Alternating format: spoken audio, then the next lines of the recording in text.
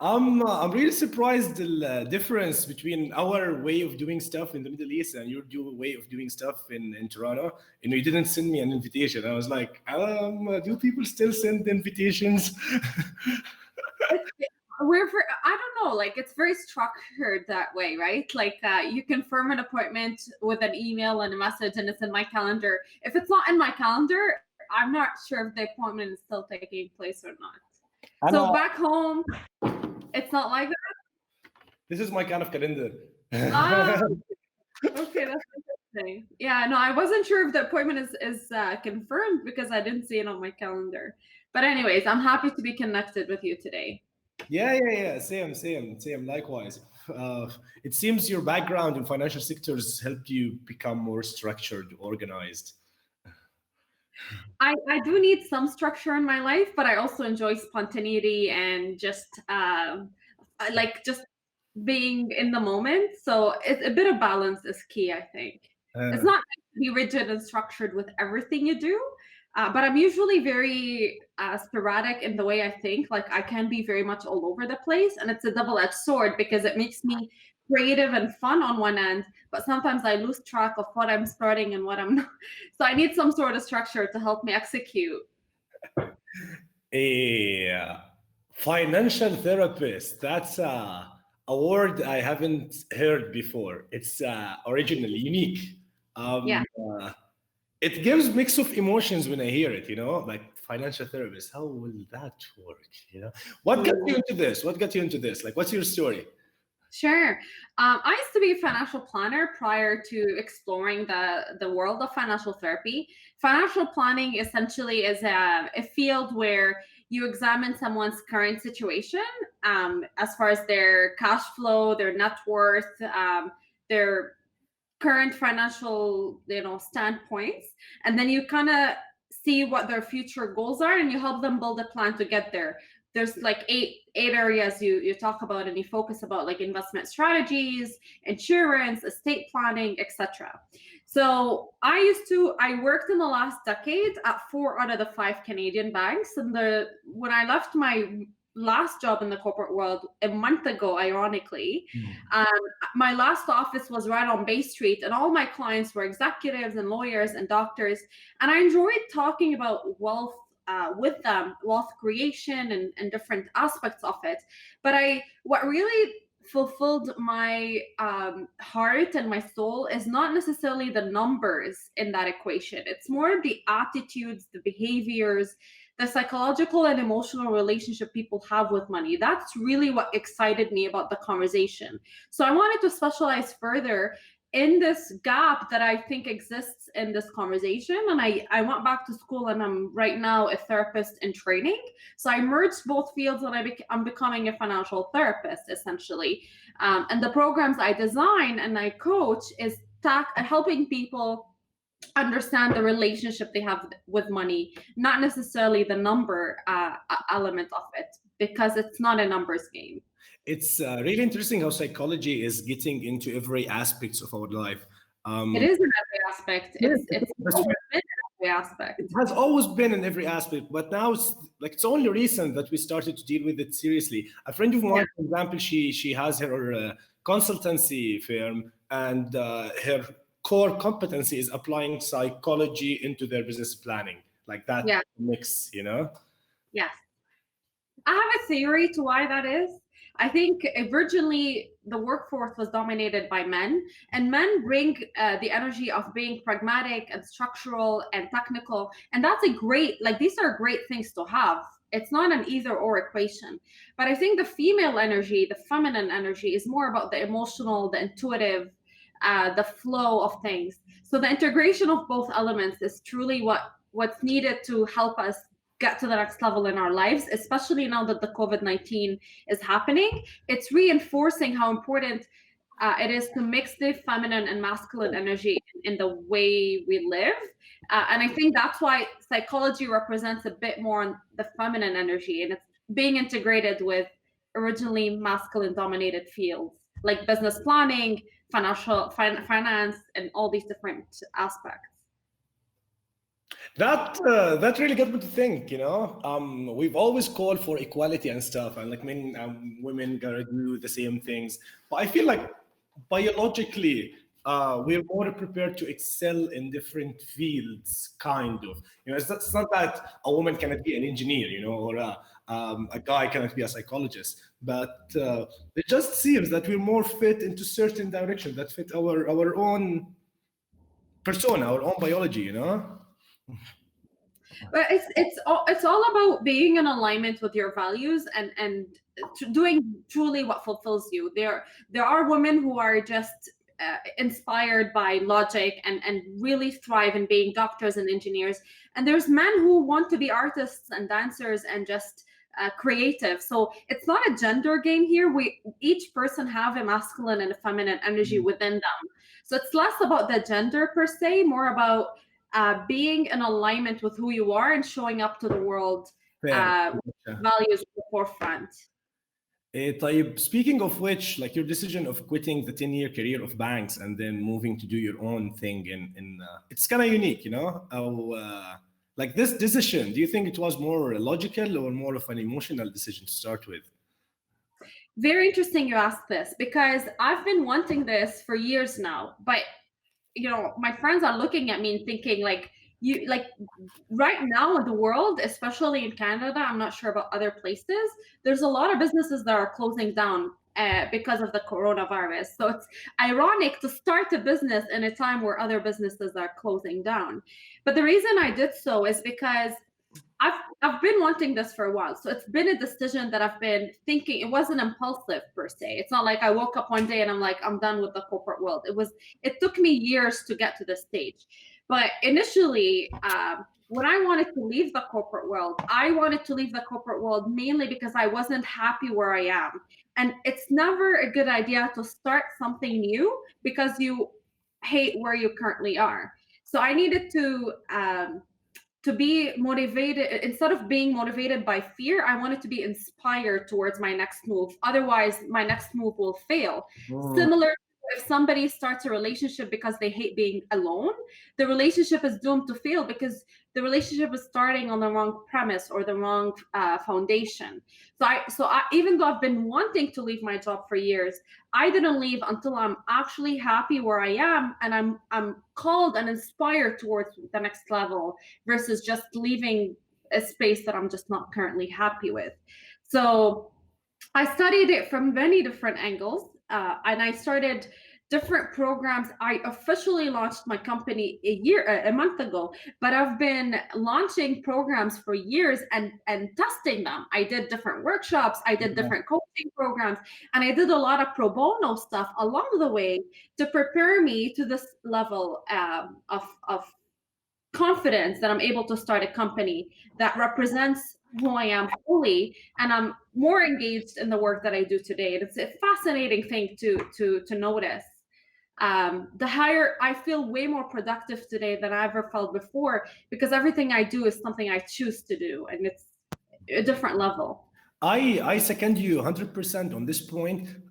However, whenever money gets into the equation, things change. I mean, like so far, I'm doing this for fun. I do some writing for fun. I'm enjoying it. It comes from the heart. But Yeah. I'm only able to do this because I got money on the side. The moment I feel I'm running out of money and I start to do a business out of my passion, it's not a nice journey. It's always hard to find that balance. I always find myself in internal contradictions, trying to do what I love while making money out of it. See, there is something called the struggling artist syndrome. So it's very interesting because there's a lot of, if you think about an artist who is truly creating art out of their heart, whether it's writing books or painting or music or whatever art you want to imagine, you have this idea of somebody who's doing something they love, but you also have an idea of somebody who's poor. Like that's a almost an archetype in our head, in our society. We've seen these examples over and over again. And I think there's a lot to, like, there's no one answer for everybody. This is the interesting field of financial therapy. It's not a formula that I give you that you can apply in your life. It's more about digging deeper into why you feel that way. What kind of block or belief you currently hold that tells you making money out of a hobby transfers it into something that no longer gives you joy. It becomes something you have to do versus something you want to do. So there's different belief systems that you've accumulated along the way that planted that belief in your head somehow. And whether or not it's true, it requires further examination. طيب, let's make it personal and actually share with you my story with money. Sure, It's more fun, to do a yes, practical example. yeah. So, We're bringing the abstract concept to something more tangible. So let's do that. yeah. Absolutely. So my background. So I'm 30 years old. At 26, I decided to quit work and do my own thing. The reason that got me to do this was having my own business. So I made some money on my own business. Then I went to Saudi for a year, saved some money, went to Holland to do my master's and to a scholarship. I got into Bitcoin. At 26, I graduated and I have 100 grand in my bank account. So I say, you know what? I don't even want to work. I had a company in Holland, but I was like, yeah, I don't need it. Then with time, I started to realize that my money is running low. So I had to go back to Jordan and I did my own business, which is a board games cafe, which I'm actually streaming from, Locals Board Games Cafe. Because I enjoyed board games, like I wanted to do something new, something fun, have my own space. Mhm. And I was enjoying it for the first half year. The whole feeling of creating something successful out of nothing is Mhm. great. Then with time, the whole business of managing a cafe becomes more operational, so it becomes more boring. So I feel like I don't want to do this anymore. It's not a passion anymore. I want to do something else. But then I get stuck in a point where, oh shit, I don't have money to do other stuff. So I gotta work my ass off to make more money so I can do something else. The funny thing is, the interesting thing, after I had a board games cafe, I lost my passion in board games one way or the other when it became a business. In the past, I used to get a new board game and I enjoy teaching my friends how to play it, but now it became work, became weird, It's like, a new board game that they need to learn, teach, sell, whatever it is. The same pattern happened in my previous business, which was an online gaming center, and I started playing online games afterwards. Passion becomes transferred into numbers. Now I'm starting to write, and I really enjoy writing from the heart. But to get reach, to get more audience, to get a chance to get paid for writing, which they do in Medium, I need to expand my network, my reach, my audience. So it becomes a game of marketing, SEO. I'm doing work, money. So I'm not focusing. Things you're telling me, and I can talk about a whole bunch. You offered me a whole bunch of different points, and each point is something that can be a full 1 hour conversation. But I'll give you some food for thought about what came up for me. Yeah. So let's use board games as an example, because you said board games, writing, and other business initiatives. So if board game was a passion that you truly enjoyed, it may not be that today you started disliking board game because it became a business versus a passion. It may be, though, that because you have some sort of hardships or obstacles that are coming along with that business venture, and it's not as an easy flow that you maybe have anticipated it to be, that you have resentment towards the outcome of that business rather than the board game itself. So I'm going to ask you this question: is the business flowing the way you expected it to be when you started it? More or less, but I realize there's a ceiling kind of to the business. So what happens with time, at first you'll be enjoying the community, it's a communal kind of cafe. But then the price of becoming mainstream is you lose the personal relationship with customers. So it stopped being a place that I enjoy hanging out in, which how Yeah. we used back in the day. But at the end, I'm making more money now. So if I'm to be honest with myself, what do I want? I want to make it a community kind of cafe, But business logic means I should keep it the way it is, to run it as the business that it is. But that's the interesting thing with how we measure success. We often measure success by how much money we're making. And if we're making more money and we are significantly less fulfilled as a result of it, we may have such conflicting belief because everybody around us in society assumes that more money is more happiness.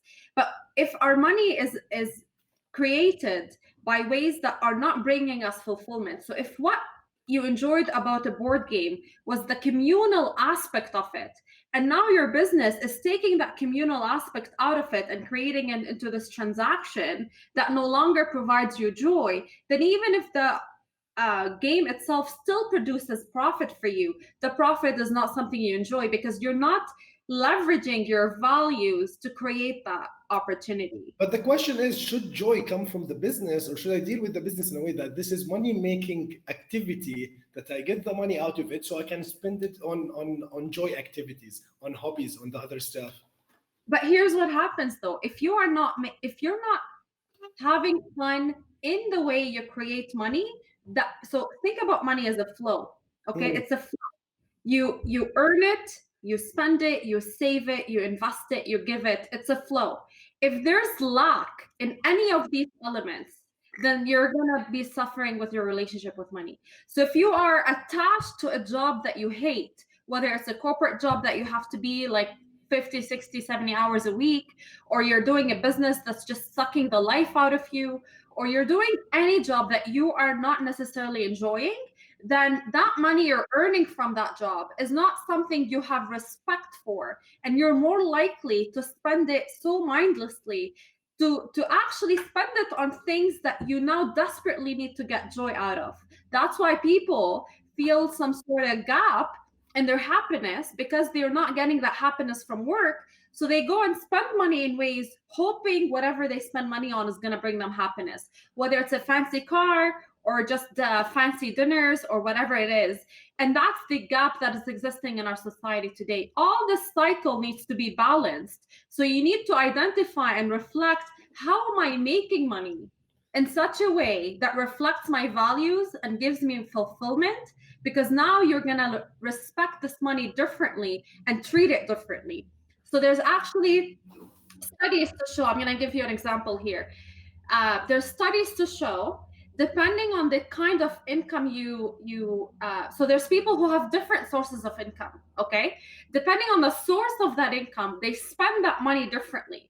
So people who earn that income in a job versus get a bonus versus win a lottery versus get an inheritance, we justify money ultimately is money. $100 earned in a lottery or a casino is the same $100 as value is concerned if I earned it in a job.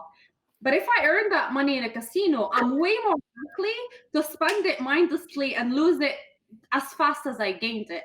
But if I made that money in a job, it's more likely gonna be in my head a responsible way of earning money. So I'm gonna spend it on my groceries or my rent. So it's a very complex relationship. 100%. You know, the thing is, most of my travel expenses come up out of my Bitcoin account. Okay. Yes. So, like, I spend money whenever I have Bitcoin money, I go travel. The money I'm enjoying the most now are the $30 that I made from writing, you know, and I'm really being wise in spending it. Like, which tool do I want to use now to improve my game, you know? Casino money is betting money, you know? Stupid shit. But I just used it as an example, but to illustrate, the board was an activity that brought joy. And as soon as it was turned into a business that brought you a headache, or now that you're dealing with operations, the joy of the board game was sucked out of it. So you're no longer enjoying the money, even if it was more profitable as time went on. But it took you away from the values to why you started this to begin with, which is the communal spirit, the relationship, the meaningful connection. We're on the same page, but then again, the question that comes up would be that we're talking from a position of a privilege somehow, you know, to be able to like leave your job or leave your business and then do whatever you like, you know. Most of us don't have this privilege. I really our will in the give position. you some perspective on my background because I definitely don't come from a place of privilege. 5 years ago, I myself was living on welfare. and I came to Canada with my single mom. It's relative. And Relative privilege. It's relative. The fact that I can definitely say at least I live in Canada. I don't live in a third world country. There's opportunities available for me here that aren't available anywhere else. you got some savings in your bank account, you're more stable in life, too many people I know cannot leave their job and do what they like. Most of Yeah. them can't. But this is still a privilege, regardless of the background. It's a relative privilege, I think. So let me offer you something to think about, okay? I wholeheartedly believe that when we are living our lives in alignment with who we are and showing up to the world to offer what we came to this earth to offer, then we're gonna create these possibilities. It's something we can take the driver's seat back into our life. But here's to bring more tangibility to the equation, to the conversation. If you think about how much are you trading your life to the work, to the income that you're making, and you actually start putting numbers on the paper, because I've done this exercise with a few people, and it always led people to break through realizations. So let's say you make $1,000 a week as an example, and you're thinking, okay, I'm working 40 hours and or 50 hours, let's say, and I'm making $1,000 in return. So you're thinking, okay, then that means my hourly rate is $20 an hour. But that's not how it works, because there's other expenses you're putting up in your life to keep that job, to maintain that job. Transportation costs, the cost of you eating out versus dining, having time to cook for yourself, the costs for you to maybe have somebody come clean your house because you don't have the time to do it, the costs. And there are costs that you can actually calculate, and there are costs that you can't calculate, the impact on your health, the impacts on your relationship, the impacts on other important areas in your life. So if you look at the aggregated cost to maintain that job, then you realize, even if I am in this so-called perceived secure position where I have this steady income, if I move into something that is way more fulfilling for me, even if I start making half the income, half the expenses are gone anyway, because I don't need them to sustain the job I had already. So there are ways that people can, it's not something you jump into. You don't just jump from a job you hate to overnight becoming an entrepreneur, leading a life with passion. There's so many questions to ask and explore, but and it doesn't have to be that you to be an entrepreneur. It could be that your truth and you're happy being employed. It's just reflecting on these questions. People don't ask themselves these questions. That's the problem. And if there's a better time in history to ask yourself these questions, it is now. You have to ask yourself, how am I making money? Where is my money coming from? How am I spending it? Why am I spending it that way? And just start that relationship with money, and be committed to leading a life that is truly an extension of who you are versus just existing. So what would you normally recommend? Have a goal in your mind and then quantify that goal. How much money do I need to achieve that goal? And then work on a plan to be able to reach that number that I can. So is it transferring goals into numbers or not really? So it depends on the industry. There's so many different ways to start with that. But before I get into the goal settings phase, you need to just build some time to, because there's two components that contribute to that equation: your worthiness and your capability.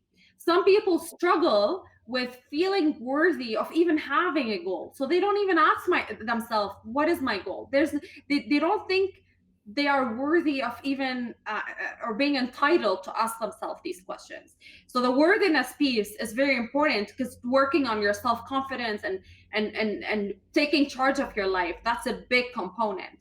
The other component is your capability, which is more in alignment with your skill sets, your education, the things you're good at. And there's an exercise called Ikigai, which is a Japanese concept. And it's the Ikigai. It's the intersection. That's the starting point. Before you put numbers on anything, you start here. You start by identifying what is it that you truly want. And Ikigai is the intersection of four elements. It's the sweet spot between A, What are you good at? The skills that you accumulated in your life through education, through experience, natural skills or talents that people just tell you you're good at. Two would be, what does the world need? Like something that's in demand, a problem that needs to be solved, or a problem that has solutions, but you can improve on these solutions. So that's another one. Third would be something people would pay you for, a service or product that people are actually willing to exchange their money for it. And four, something you're truly passionate about, something that truly you spend time thinking about, and you truly feel excited when you allocate some time towards it. And the intersection of these four elements constitute your ikigai, which is the sweet spot, and that would be ultimately what you thrive for. When I put that on paper, I came to financial therapy. Financial therapy isn't even a thing. I made it a thing, and then I realized there actually is a financial therapy association in the US, and I joined them later as a member, but it didn't even exist in Canada. And I was pursuing this on my own because I made this exercise and I realized I love coaching, I love healing, I love talking to people, but I love this. And I put pieces together. I'm like, whoa, financial therapy, that's my calling. And that's the starting point. Now, after I realized that financial therapy is my starting point, I said, okay, what am I missing to get there? What talents or not talents, sorry, what skills or education am I missing that I need to add to my toolbox? So I went back to school and I started psychotherapy. I said, okay, now I want to start my business. How much do I need in a monthly income to sustain myself? What's my minimum monthly expenses?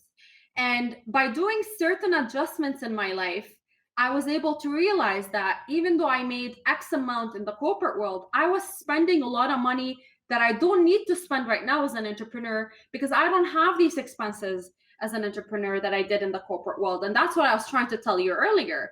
Some people just have a lot of expenses with their lifestyles, but their lifestyles are resulted from jobs they don't like to begin with. It's just a very backwards way of existence, if you ask me. Certain adjustments in my life, I was able to realize what's happening. I will pause on the third point that you said, which is to reach the sweet spot, we gotta do something that makes money. My personal life experience had told me that I should skip this point and I should separate money making activity from doing my hobby and passion, because I always realized money entering a passion, it makes it toxic. So I started to separate both. Maybe you have negative ways on how you view money to begin with, but if you are currently creating money from a place that you don't enjoy, then you don't have something about the flow and the relationship you have with money is flawed.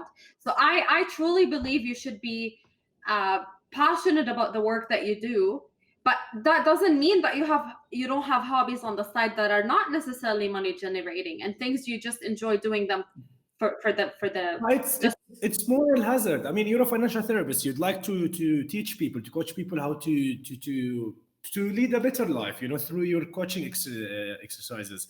But at the end of the day, you need money, right? So chances are you'll be charging per hour or per session or per whatever. I don't know how much you're charging, but the fact that you're charging, it means that you're limiting yourself from reaching out and helping out more people. So that's the moral hazard that I'm talking about.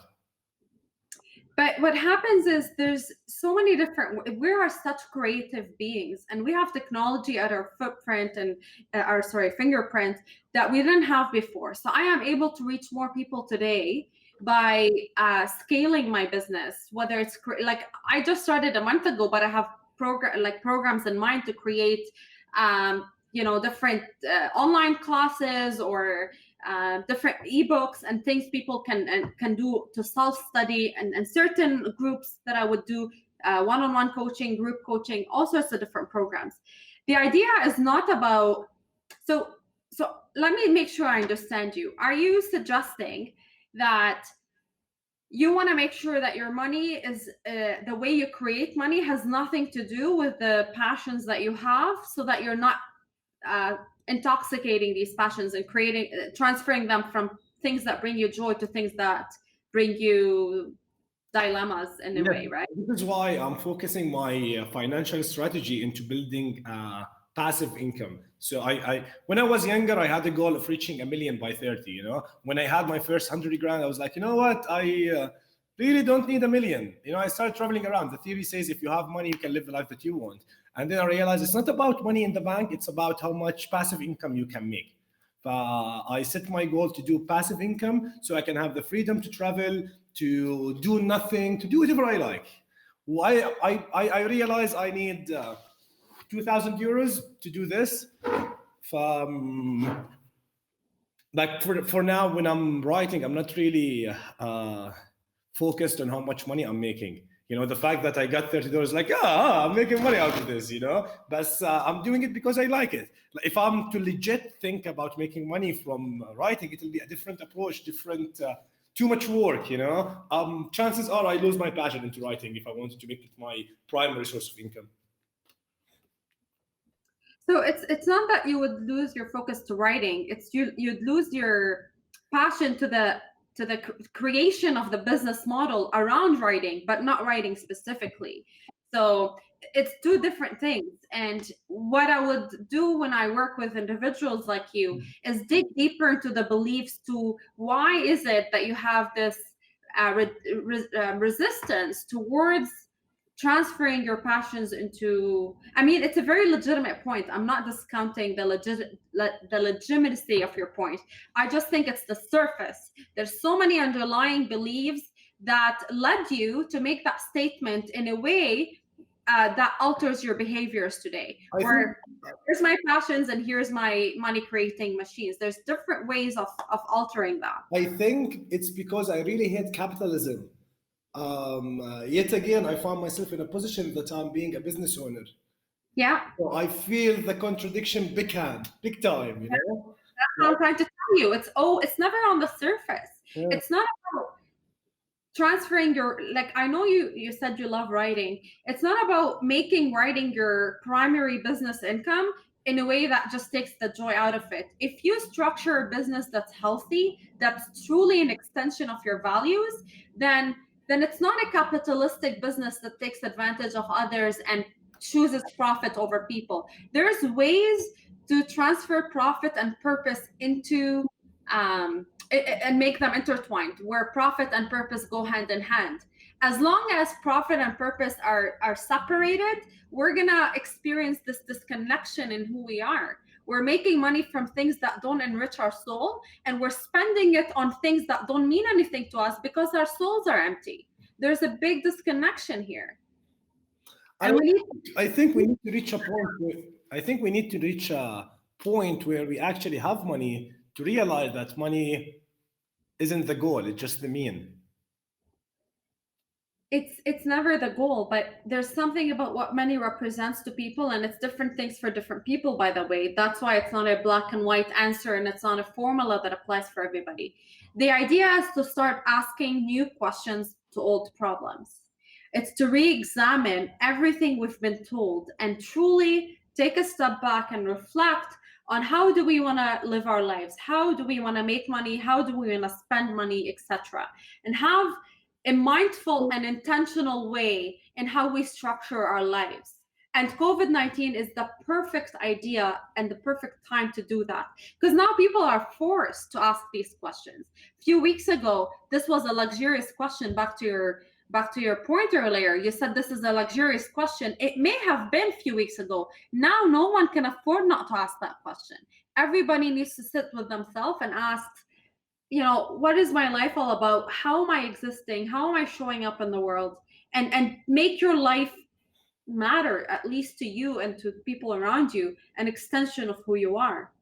How are you seeing the COVID affecting people's relationship with money in Canada, among your network? I think it's too early to see the consequences, but I'm going to tell you from historical standpoints, the impact of trauma on our relationship with money. Trauma in the past was represented in ways like wars, economical, like the 2008 experience where the market crashed, back in the 1920s, like the Depression era. So there's two polarized responses that happens when people experience trauma. The first response is hoarding, and hoarding means you just hold on to your money and you become terrified of spending it. So Toilet you save paper. it. What's that? Toilet paper. Hoard everything. Hoard all the food. Hoard all the bread. Hoard the money. And start associating the idea of spending money on anything non-essential to be shameful, and you're associated with guilt. So you live on the bare minimum and you become a typical Scrooge, and you're not living life fully. You just have a fearful relationship with money. That's one extreme end. The other extreme end are people who say, you know what, this life is not guaranteed. We almost died in this COVID-19 or whatever. Tomorrow is not guaranteed. I'm just gonna live life like there's no tomorrow, and I'm just gonna go spend my money every day. Every day I get a penny, I'm gonna spend it. So these are people who have no savings accounts, who are living on debt, who are living in mindless consumerism. And these are the two extreme polarized responses. Not to say there's no balanced, rational people who have wake up calls, and they start having higher consciousness, like they want to actually start living lives in more mindful, intentional, and abundant ways. And these are, I'm hoping to see that that's the shift that's going to happen. It's early to tell, but that's the shift I want to help create. This is what my purpose is. It's the balanced approach between these polarities. I remembered an article I read a year or two ago, making a comparison between Lebanese and Palestinians in their consuming habits. And Yeah. it states that the Lebanese were more inclined into living in debt and spending money around and do everything, because the lesson learned in the civil war was nothing is guaranteed. I might just die tomorrow, so I might as well enjoy life. 1,000%. When I was talking about the extreme, I was having my own. I'm Lebanese, so I can relate to that because I've seen my parents live that way. While the other perspective, especially the Palestinians who lived through the Gulf War, was just to hoard food and have freezers and fridge and canned food kind of everywhere. It's affecting the purchase consuming habit. Yes. It's funny because I'm Lebanese and my boyfriend is Palestinian. It's funny that you had this article. I'd love to read it. In our case, we have similar relationship with money, but we're both trying to be in the balanced, mindful, where we have a healthy relationship with money. We identified our weakness and we understand it's a lifelong journey. And money brings up a lot of shame. When people start realizing these things, they start blaming their parents, the society, the economy. We start engaging in this blame game. But that's not how you make changes in your life. You create changes in your life when you take responsibility and you say, it's irrelevant why I am the way I am today. Moving forward, I want to make conscious efforts to better my life. I've been thinking a lot about my deeper relationship with money, and I'm reaching kind of a conclusions on this view. I need to arrange my thoughts. The thing is, I value time the most. So the way I see the relationship is time and money. So I wanna be able to live a life where most of my hours are mine to do whatever I want. Okay, if I'm to work for money, it means I'm selling my labor hours, which I'd rather spend it on something that I'm actually enjoying. I don't want to sell it to anyone. So, as a starting point, I'm not working for anyone. If I'm going to do anything, I got to be an entrepreneur. That's the first point of it. Even when I'm an entrepreneur, I don't want to be spending so much time doing the business because I want to have more time to do the fun stuff. So, it's always a comparison of how much time do I need to be able to get this income a month, because I don't want to make 5 grand while working 60 hours a week. I want to make, I don't know, I'd rather have 1 grand while working 5 hours a week. Well, I think reaching the point where you work 5 or 10 hours are legit, aren't really far fetched. The theory I'm personally experimenting with is, yes, I want to make less hours, but because I'm going to be very intentional and intentional and mindful about how I spend these working hours, because they are working from my heart and soul and in alignment with who I am capable of making more money than I did in the corporate world with more hours. So it's not about decreasing my time and decreasing my income with it. It's about decreasing my time, but spending it in wiser, more mindful, more passionate ways. And naturally, money will flow as a result of it. This is the theory I'm personally sort of strengthening my belief system around. And you're focusing a lot on the spending part of money, not only the making of money. Depending on the client I'm working with, different people have different weaknesses. For some, it's the spending. For some, it's the saving. For some, it's the earning. There's different. This needs to be a balanced overall relationship. Some people struggle with one element more than the other. It's very personal. The idea is just to start asking yourself these questions and reflecting on them. A wise man once told me, if you don't know what you want to do in life, just make money. When you know what you want to do, you'll need it. You'll eventually need it. Well, that's funny. And it kind of makes sense, because if we really know what we want to do, then we should do it. But chances are, most of our time, we're confused. We don't know what we want to do. So since I don't have any alternative plan, I came up with a quote that says, "I was born knowing who I am, and now I'm just trying to remember it." And the reason I say that is because I think we're all born with this truth of who we are and what's our purpose and whatever. And with time, we get so confused because of conformity and what society tells us and what our parents tell us. And our truth just gets cluttered in all this noise around us. So it's about decluttering and reverse engineering and going back to this. Like when you're a kid, you just knew in this, now I have 3 hours of playtime. You just knew what you wanted to do. You didn't question it. You just figured it out. We're always creative beings, and sometimes it's reconnecting back to that innocent childhood, however very wise and aware childhood. And we lost this along the way. I don't disagree with that. I feel it's now time to relearn, unlearn, and relearn our. Unlearn is a big one, actually. Exactly. I'm not sure who said that, but somebody said something along the lines that the illiterate of the 21st century is not somebody who can't read and write. It's somebody who cannot unlearn and relearn. That's the illiterate of the 21st century. And it's so true because we need to unlearn a lot of these, anything that doesn't serve us, any belief that is not serving our reality and our future goals is a belief that needs to be replaced. And this is the work I do. I help people identify this. It's as if you enter a dark room and you know there's something wrong with this room. You need to renovate it. You need to change the furniture. You need to dust it. But it's a dark room. How are you going to know where to start or what to do? So coaching is about putting light in that room to first of all see it as it is. And then when you see the room as it is, then you're provided tools to then change the things that no longer serve you or no longer need to be there. I'm actually impressed with what you're doing. I really wish you good luck. Thank you.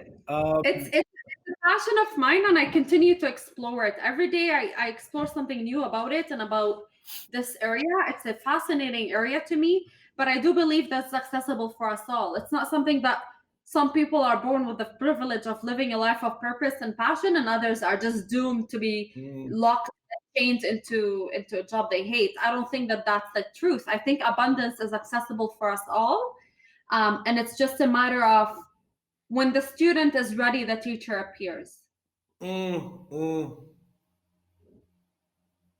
I think I don't know about the Middle East, but I don't know if this genre of therapy exists. But if it doesn't, I think it's a good opportunity. It's a good opportunity for whoever who wants to enter into this to get it. The thing is, at the end of the day, we're a laggard market. Whatever happens in the West, we catch up with it in a couple of years. Yeah. Like you said it, you wanted to do this on your own. You invented it. Apparently, there's a situation in the US. So it's still like a very new thing that got. It is a very new thing. Because when people think about money, they're always thinking very pragmatically, calculated, systematic, technical. That's usually what people think about when they think about money. But there's this whole like other unexplored side of it, which is really what alters the pragmatic way anyway. And that's more the psychological, emotional, intuitive, the relationship piece. And I did a speech once, and I started my speech saying, if you had a relationship with money, what would it be? Like what if your money can talk, what would it say? And my money, if I asked myself that question in my early 20s, if I asked myself, what would my money have told me in my early 20s? It would have asked me, why don't you want me? Because there's nothing about what I did in that time. I had this belief system that money is, corrupts people, or you're greedy or selfish, or my dad was a communist. I've mentioned that to you. So I grew up around people who associated the love for money to being a bad, selfish, greedy, corrupt person. And it's now I have healthier ways to look at it, because I can see what money will enable me to do in such a way where I still live my life with value and integrity, but I have tools to actually be of value to others as well. And I was asked a question in my early 20s. Somebody asked me, I was in a contest, and they said, would you rather have a rich wallet or a rich heart? A full wallet or a full heart, I think was the question. And I said, without even thinking twice about it, I said, of course I would rather have a full heart. And I said, these are my values, it's more important to me. And I'm like, it's a no-brainer. And now if I was asked that question again today, I'd say I want both. It's not an either or equation. It's not you're either a wealthy man or a good man. You can be, as long as you have a balanced approach across the flow of the cycles of money in your life, how you earn it, how you spend it, how you save it, how you invest it, how you give it, the cycle is balanced and intentional and mindful, then you're able to live a life of purpose and fulfillment. I think that's a nice way to reach a closure to this talk. I think so too. Yeah. 500 hours, but this talk is endless. But if anybody is listening to this and would like a complimentary consultation with me, I'm more than happy to offer it to your network. You can post my website and they can book a coaching session or complimentary session with me. I'm more than happy to explore this topic with as many people as possible, because now is truly a time where we need to ask ourselves these questions. Yes, and I really learned a lot. I reflected on my own relationship with money with this conversation. So thank you very much. Thank you, Abdullah. It's a pleasure. Yeah, hopefully we'll do more collabs. It'll be such a pleasure. I'm on board. Cheers. Cheers.